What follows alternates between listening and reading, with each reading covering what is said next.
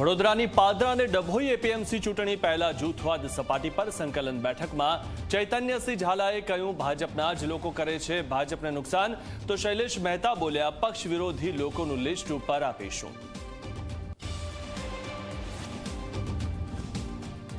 પ્રધાનમંત્રી નરેન્દ્ર મોદી 15-16 તારીખે આવશે ગુજરાત। બુલેટ ટ્રેન પ્રોજેક્ટની સમીક્ષા કરશે પ્રધાનમંત્રી મોદી।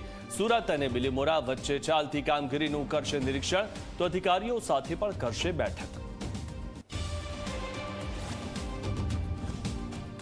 આવતીકાલથી રાજ્યના માથેથી હટશે માવઠાનું સંકટ। હવામાન વિભાગે કરી મહત્વની આગાહી। આવતીકાલથી ઠંડીના પ્રમાણમાં ધીરે ધીરે વધારો થશે।